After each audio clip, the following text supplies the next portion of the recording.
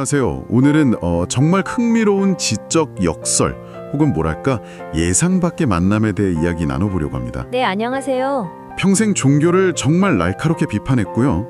그 유명한 신은 죽었다라는 말까지 남긴 철학자 니체잖아요. 그렇죠. 근데 바로 그 니체가 아주 열렬한 기독교 사상가였던 블레즈 파스칼에게는 특별한 존경심을 보였다는 겁니다. 네, 심지어 사랑한다는 그런 표현까지 썼다고 하죠. 맞아요.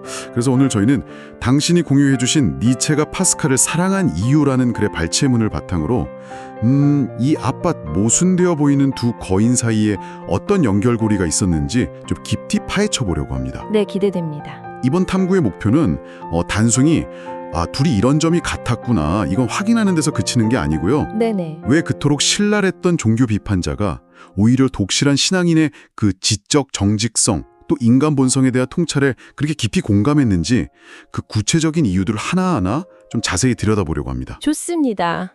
니체의 눈으로 파스칼을 다시 보는 재미가 있겠네요. 네, 그럴 수도 있겠네요.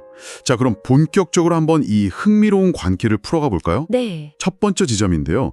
니체가 파스칼한테 끌렸던 이유 중 하나가 바로 파스칼의 가혹할 정도로 솔직한 자기해부였다고 해요. 아, 자기해부? 네, 파스칼이 물론 기독교를 변호하려고 글을 썼지만 그 시작점이 되게 인상적이에요.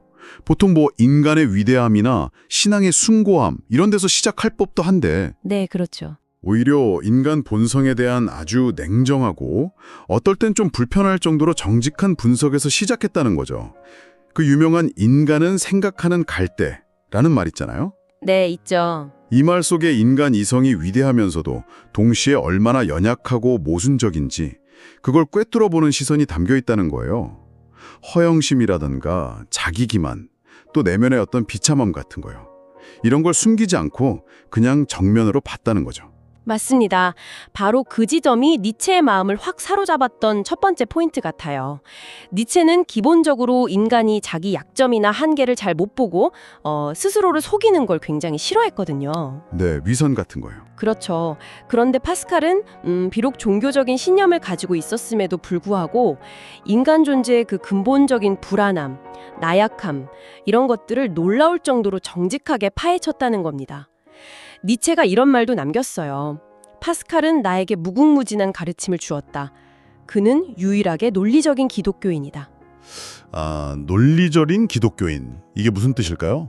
이 논리적이라는 표현이 중요해요. 그러니까 신앙을 가졌다고 해서 그 신앙이 요구하는 것과 자신의 어떤 이성적인 판단 혹은 내면의 정직한 목소리 사이에 그 긴장이 있잖아요. 네네. 그걸 외면하지 않았다는 뜻으로 볼 수 있을 것 같아요.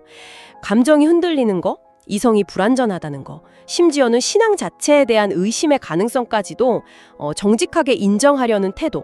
바로 이게 니체가 높이 평가했던 그 지적 정직성이었던 거죠. 아하. 근데 여기서 진짜 흥미로운 건 니체가 파스칼의 그 신념 자체에 동의했다기보다는 그 신념에 도달하려고 하거나 아니면 그 신념을 지키려고 하는 그 과정에서 보여준 태도, 진실을 향한 치열함 자체를 존경했다는 거예요. 신념의 내용이 아니라 태도요. 네. 당신도 한번 주변에 보거나 스스로를 생각해 보시면 이 정도 수준의 자기 성찰, 솔직함, 이게 얼마나 어려운 일인지 또 얼마나 드문 건지 아실 수 있을 거예요. 하긴 그렇네요. 정말 어려운 일이죠. 근데 이런 정직성 말고도 또 다른 중요한 연결고리가 있었다면서요? 바로 이성에 대한 불신 혹은 이성 중심주의에 대한 비판? 이런 점이라는데요. 네, 아주 중요한 포인트입니다. 니체 하면 사실 서양 철학의 그 주류, 데카르트나 칸트 같은 합리주의, 그러니까 인간 이성의 능력을 절대적으로 믿는 그런 태도를 엄청 강하게 비판한 걸로 유명하잖아요. 네, 그렇죠. 니체 철학의 거의 핵심 중 하나가 바로 그 이성 만능주의에 대한 근본적인 회의와 비판이니까요. 네. 근데 놀랍게도 그보다 훨씬 전에 파스칼 역시 인간 이성의 한계, 그 불완전함을 이미 굉장히 날카롭게 지적하고 있었다는 겁니다. 아까 말씀하신 것처럼 파스칼은 이성은 감정의 포로다. 우리는 먼저 느끼고 원하고 이성은 나중에 그걸 정당화할 이유를 찾을 뿐이다. 이런 식의 주장을 했거든요. 아, 정말요? 네. 심지어 그 유명한 말, 마음에는 이성이 알지 못하는 나름의 이유가 있다. 아, 그 말 들어본 것 같아요. 르케오 아세레종 뭐 이런 거였던 것 같은데 네, 맞습니다. 류케어 아세 레종, 글라 레종 느코네 뽕. 이게 당시로서는 상당히 혁신적인 통찰이었어요. 듣고 보니까 정말 그러네요. 니체가 강조했던 거 있잖아요. 힘의 의지라던가 인간의 그 근원적인 본능, 충동 같은 비합리적인 힘의 중요성 이거랑 묘하게 겹쳐 보이는 면이 있네요. 바로 그 점이죠. 파스칼은 분명 기독교 신앙의 필요성을 말하려고 했던 걸 텐데 결과적으로는 이성의 절대성에 물음표를 던지는 어떻게 보면 니체랑 비슷한 방향으로 간 것처럼 보이기도 하고요. 바로 그게 역설적이면서도 흥미로운 부분인 거예요.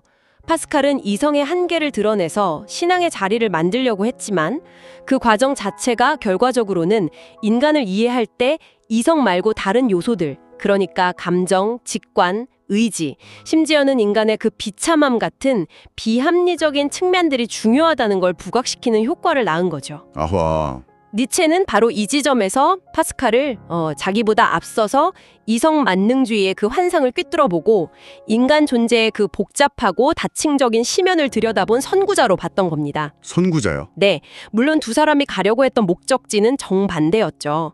파스칼은 이성의 한계를 넘어서 신학에 가려 했고 니체는 신없는 세상에서 인간 스스로 가치를 만들어야 한다고 했으니까요. 네, 완전히 다르죠. 하지만 그 출발점, 그러니까 인간 이성의 능력에 대한 어떤 건강한 회의와 비판, 이 공통 분모가 니체에게는 굉장히 중요하게 다가왔던 거예요.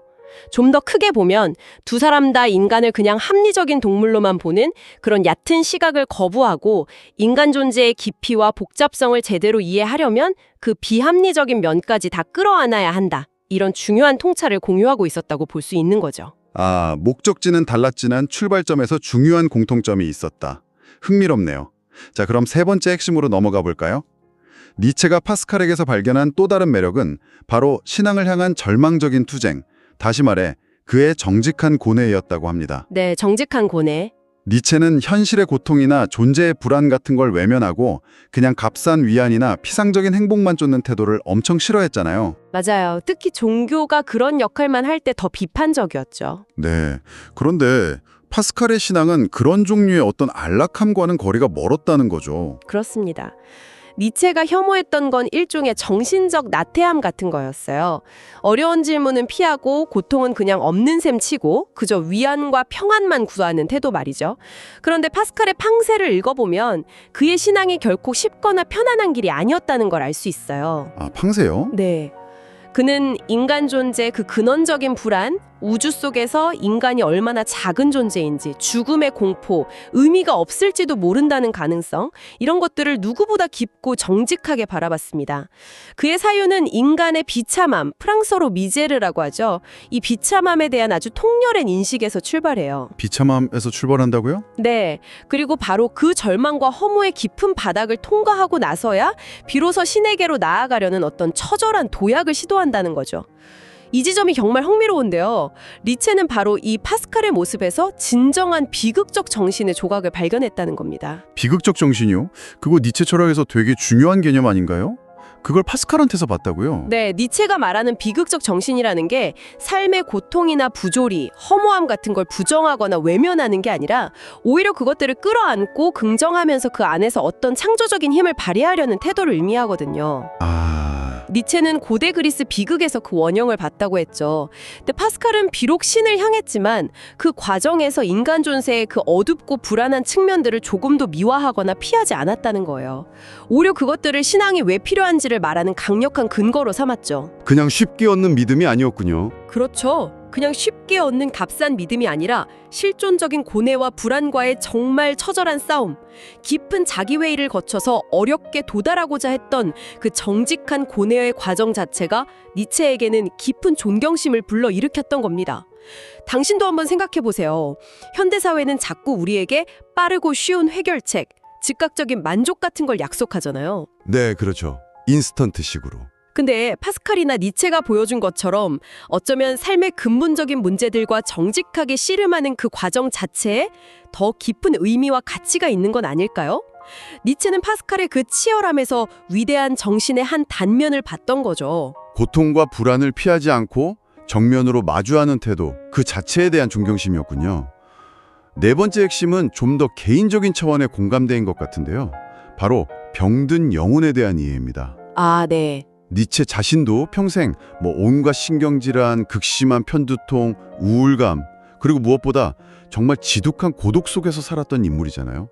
그의 철학 곳곳에도 그런 고통의 흔적이 깊게 배어 있고요. 맞아요. 근데 파스칼 역시 젊은 시절부터 끊임없는 신체적 고통이랑 내면의 분란에 시달렸다고 하더라고요. 네, 맞습니다.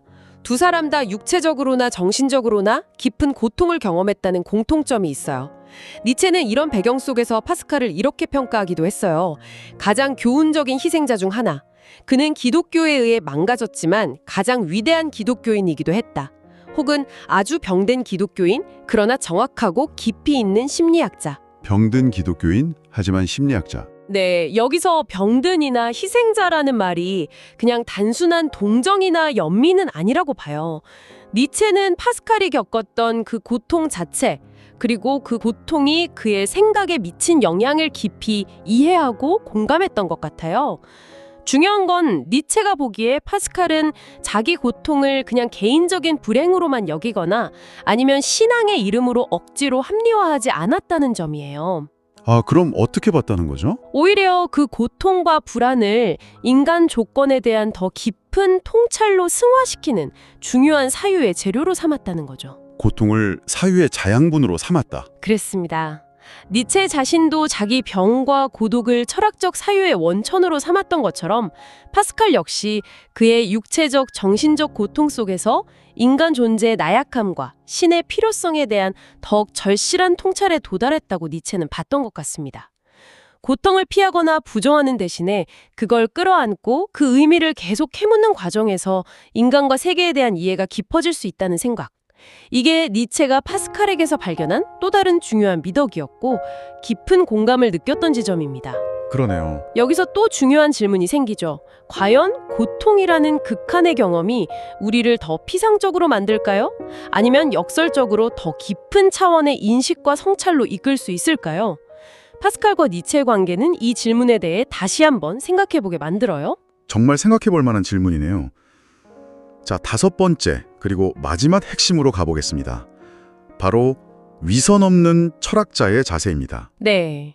니체가 평생토록 정말 격렬하게 비판하고 혐오했던 대상 중 하나가 바로 도덕적, 종교적 위선자들이었잖아요. 그렇죠. 자기 약점이나 모순, 내면의 좀 추한 모습들은 교묘하게 감추면서 겉으로는 막 고결한 척, 이상적인 척, 혹은 신앙심 깊은 척하는 태도, 이걸 참지 못했죠. 특히 성직자들이나 철학자들이 그럴 때도 신랄했고요. 맞아요. 근데 파스칼은 이런 니체의 위선 탐지기에 걸리지 않았다는 거군요. 네, 그렇다고 볼 수 있습니다. 니체가 보기에 파스칼은 그런 종류의 위선과는 거리가 아주 먼 인물이었어요. 앞서서 계속 이야기했지만 파스칼은 신앙이라는 게 결코 무슨 단단하고 확실한 기반 위에 그냥 떡하니 세워지는 게 아니라는 걸 너무 잘 알고 있었어요. 아, 오히려? 네, 오히려 신앙이란 인간 존재의 그 근원적인 불안과 절망이라는 깊고 어두운 심연 위에서만 아주 위태롭게 어렵게 세워질 수 있는 거라고 솔직하게 고백했다는 거죠. 팡세 곳곳을 보면 그의 의심과 번민, 인간적인 한계에 대한 정직한 성찰이 그냥 그대로 드러나 있어요. 숨기지 않았군요. 그렇죠. 자신의 신념 체계를 옹호하면서도 그 과정에서 겪는 내면의 갈등과 어려움을 조금도 숨기려 하지 않고 투명하게 보여주는 태도. 이것이 바로 니체가 발견한 정신적 강인함 혹은 기계, 독일어로는 레들리히카이트라고 하는데요. 바로 그거였던 거죠. 단순히 솔직함을 넘어서 정신적인 강인함으로까지 봤다. 그렇습니다. 자신의 믿음이 흔들릴 수도 있다는 가능성, 내 이성이 불완전하다는 사실, 내 안에도 여전히 극복되지 않은 모순과 약점이 있다는 걸 인정하는 건 사실 엄청난 용기가 필요한 일이거든요. 네, 그렇죠. 특히 종교 영역에서는 더 그럴 것 같아요. 맞아요. 특히나 종교적 신념처럼 절대적인 가치를 다루는 영역에서는 더욱 그렇죠. 니체는 바로 이 지점에서 파스칼의 위대함을 본 거예요. 신념을 지키려는 열망과 동시에 그 신념에 도달하고 유지하는 과정의 어려움, 그리고 그 과정에 필연적으로 따라오는 인간적인 고뇌와 한계를 정직하게 인정하고 드러내는 것. 이것이야말로 위선적인 태도와 정반대에 있는 진정한 지적 용기라고 니체는 생각했던 겁니다. 그리고 바로 이런 진정성이야말로 니체가 파스칼을 그토록 깊이 존경했던 근본적인 이유 중 하나라고 할 수 있겠죠. 자, 지금까지 니체가 왜 기독교 사상가인 파스칼을 존경했는지 그 5가지 핵심 이유들을 쭉 살펴봤는데요. 내용을 종합해보면 니체가 파스칼에게 매료된 건 결코 그의 종교적 신념 자체에 동의해서가 아니라는 점이 아주 분명해지는 것 같습니다. 네, 그렇죠. 오히려 인간 본성에 대한 그의 가혹할 만큼 정직한 통찰력, 또 이성의 한계에 대한 날카로운 인식과 회의, 그리고 존재의 고통과 허물을 외면하지 않고 정면으로 마주하는 그 지적인 용기, 또 고통을 사유의 동력으로 삼는 태도, 그리고 무엇보다 자신의 내면을 숨김없이 드러내는 위선 없는 진정성, 이런 것들 때문이었네요. 니체 자신의 표현을 빌려서 마무리하자면 파스칼은 신앙인 중에서도 드물게 정직하다. 그는 인간의 추악함과 허물을 외면하지 않았다. 나는 그 깊이를 사랑한다. 이 깊이라는 말에 모든 게 다 들어있는 것 같아요. 정확합니다. 파스칼은 분명 기독교 신앙이라는 어떤 견고한 집을 짓고 싶어 했어요. 하지만 그가 인간 존재의 토대를 파헤쳐서 얻어낸 통찰들, 예를 들면 이성의 한계나 인간 내면의 비참함에 대한 분석 같은 것들은 역설적이게도 그가 지으려 했던 바로 그 종교적인 건물의 기초를 뒤흔들 만큼 강력하고 심오했다는 거죠. 오히려 기초를 흔들었다. 니체는 파스칼이 최종적으로 도달한 그 종교적 결론에는 결코 동의할 수 없었지만 그 결론에 이르는 과정에서 보여준 인간 조건에 대한 심오하고 정직한 이해와 통찰력만큼은 그 누구보다 높이 평가했고 자신의 철학 안에서 아주 중요한 영감의 원천으로 삼았던 겁니다. 네네. 결국 이 모든 것을 종합해보면 니체에게 파스칼은 비록 서로 다른 깃발을 들고 다른 길을 걸어갔지만 인간이라는 존재의 가장 깊은 심연을 외면하지 않고 용감하게 탐구했던 위대한 정신적 동지이자 선구자였던 셈입니다. 신념은 달랐지만 진실을 향한 치열함과 정직성이라는 그 지점에서 두 거인이 만났다고 할 수 있겠네요. 오늘 우리는 니체와 파스칼이라는 정말 언뜻 보면 물과 기름처럼 보이는 두 사상가 사이의 깊고 복잡한 관계를 함께 탐구해 보았습니다.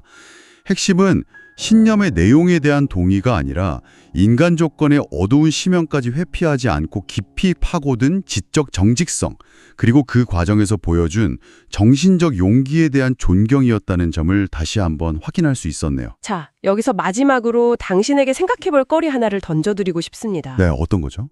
파스칼은 인간의 결함, 나약함, 그리고 존재의 불안과 절망을 깊이 탐구한 후에 그 모든 것을 끌어안는 신앙으로 도약하려고 했잖아요. 네. 반면에 니체는 바로 그 인간의 결함과 절망, 그리고 이 지상의 삶 자체에 철저히 집중하면서 신을 부정하고 인간 스스로 가치를 창조해야 한다고 외쳤고요. 그렇죠. 그렇다면 한번 이렇게 질문해 볼 수 있지 않을까요? 인간 자신에 대한, 그리고 인간이 처한 조건에 대한 심오하고 정직한 이해는 우리가 궁극적으로 신성이나 어떤 초월적 가치에 대해서 어떤 결론을 내리게 되든 상관없이 필연적으로 어떤 형태의 실존적 불안이나 절망과의 깊은 대면으로 이어질 수밖에 없는 것일까요? 와, 깊은 질문이네요. 어쩌면 인간 존재의 심연을 정직하게 들여다보는 그 행위 자체가 우리를 어떤 종류의 비극적 인식 혹은 근원적 불안 앞으로 데려가는 것인지도 모르겠습니다. 이 질문에 대한 당신의 생각은 어떠신가요? 답은 당신의 몫으로 남겨두겠습니다. 네, 정말 깊이 생각해볼 만한 질문을 던져주셨습니다. 오늘 이 흥미로운 지적 탐험을 가능하게 해준 귀한 자료를 공유해 주셔서 정말 감사합니다. 저도 즐거웠습니다. 니체와 파스칼의 관계처럼 때로는 가장 예상치 못한 것에서 깊은 연결과 통찰을 발견하게 되는 것 같습니다. 다음 시간에 또 다른 깊이 있는 이야기로 찾아뵙겠습니다. 고맙습니다. 감사합니다.